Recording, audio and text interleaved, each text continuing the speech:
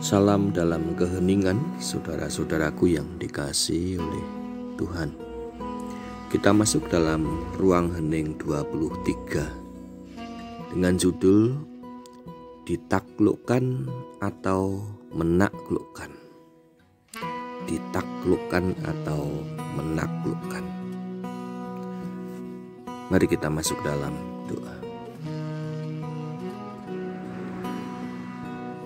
Di dalam keheningan hati kami Tuhan, pada saat ini kami merindukan kehadiran-Mu melalui sabda-Mu yang suci.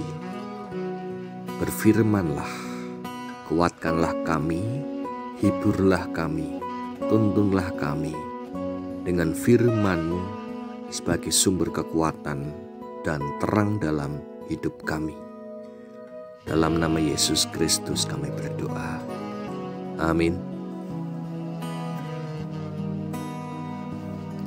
Saat ini kita akan bersama-sama belajar dari firman Tuhan yang tertulis di dalam Kejadian 3 ayat 14 dan 15. Kejadian 3 ayat 14 dan 15, demikianlah firman Tuhan. Lalu berfirmanlah Tuhan Allah kepada ular itu, karena engkau berbuat demikian, terkutuklah engkau di antara segala ternak dan di antara segala binatang hutan. Dengan perutmu lah engkau akan menjalar, dan debu tanahlah akan kau makan seumur hidupmu. Aku akan mengadakan permusuhan antara engkau dan perempuan ini, antara keturunanmu dan keturunannya.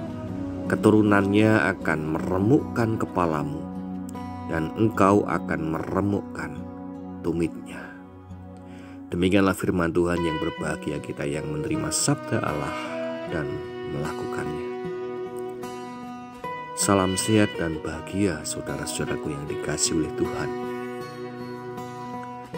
Di ayat 15 tadi, Tuhan mengadakan permusuhan antara ular dengan perempuan.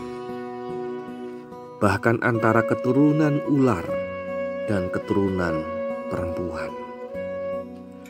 Mengadakan permusuhan bisa diartikan membuat garis pemisah siapa yang menjadi kawan dan siapa yang menjadi lawan.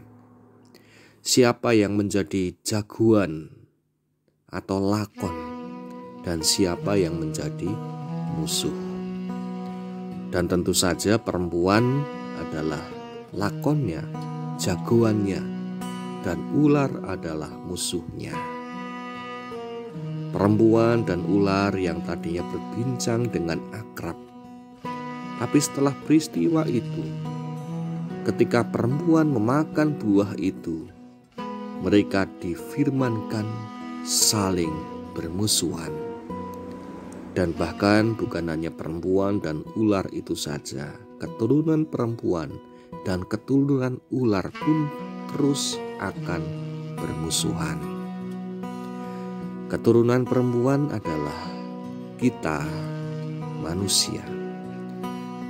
Dan keturunan ular adalah penggoda yang ada di sekitar kita.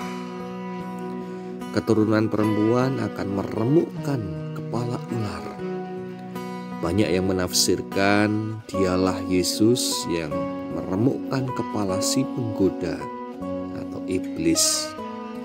Tapi bisa jadi kalau ditafsirkan lebih luas, kita bisa membacanya, kitalah yang menaklukkan si penggoda tadi. Dan kalau kita baca di kalimat selanjutnya, ular akan meremukkan tumit keturunan perempuan. Inilah permusuhan yang dimaksud. Kita mengalahkan si penggoda, atau justru kita yang dikalahkan si penggoda. Kita menaklukkan hawa nafsu yang menggoda kita, atau justru kita yang dikalahkan oleh hawa nafsu yang menggoda kita? Saudaraku yang dikasihi oleh Tuhan, kenapa harus ada penggoda di dunia ini? Kenapa harus ada masalah dalam hidup ini?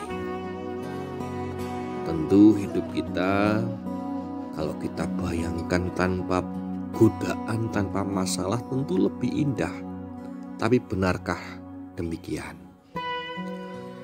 Salah satu cara untuk membuat selera makan kita bertambah, meningkat, adalah dengan menambahkan sambal. Kalau dipikir-pikir, sambal itu rasanya pedas. Kalau kita memakan sambal saja tidak enak. Tapi kenapa yang pedas ini selalu dicari? Banyak yang mengatakan makan tanpa sambal itu rasanya hambar.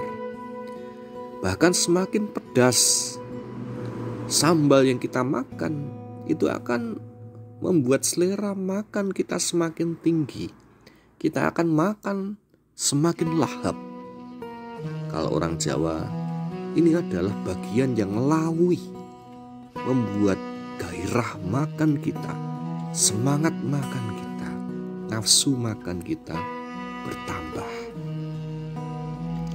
Demikian pula dengan adanya si penggoda yang selalu menimbulkan masalah dalam hidup kita. Si penggoda ini ya sama seperti sambal tadi. Kalau dirasakan ya pedas, tidak enak. Tapi kalau hidup manusia tanpa adanya si penggoda, tanpa adanya masalah, kita tidak lagi membutuhkan Tuhan. Kita tidak lagi memohon kekuatan kepada Tuhan. Dan biarlah masalah itu ada dalam hidup kita untuk memacu semangat kita, untuk mengasah iman kita, untuk menuntun kita berbuat kebenaran dan kasih.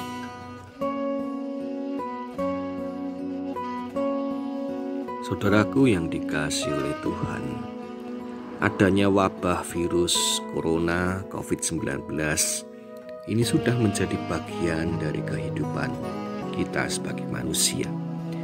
Disinilah kita ditantang, kita diuji untuk menjadi pribadi yang lebih baik lagi. Pandemi ini kiranya mengasah iman kita. Pandemi ini kiranya menggerakkan hati kita untuk lebih mengasihi sesama. Dan pandemi ini kiranya senantiasa memupuk harapan kita di dalam Tuhan. Amin.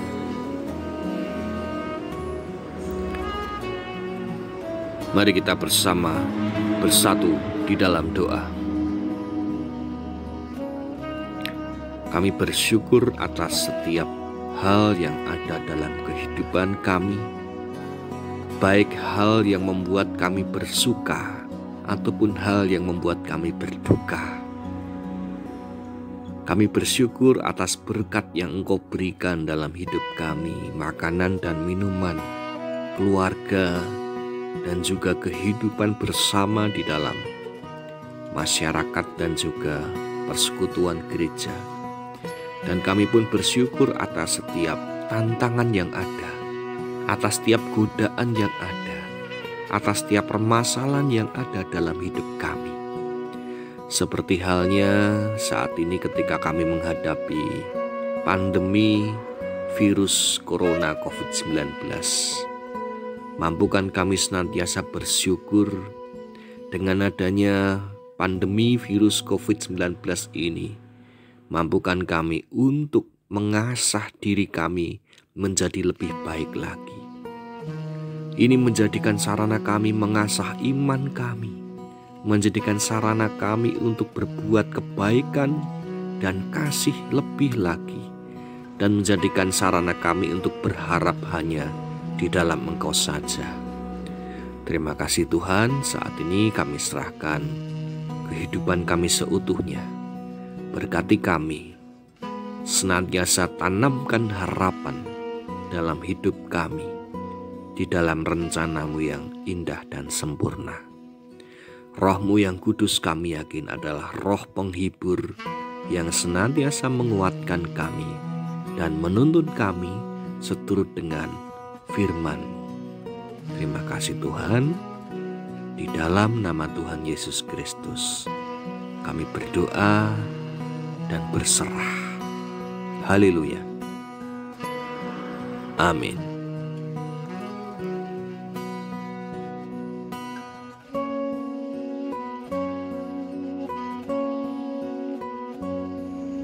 Demikianlah kita telah bersama-sama merenung di ruang hening. Dan sampai jumpa di ruang hening selanjutnya. Tuhan memberkati kita semua.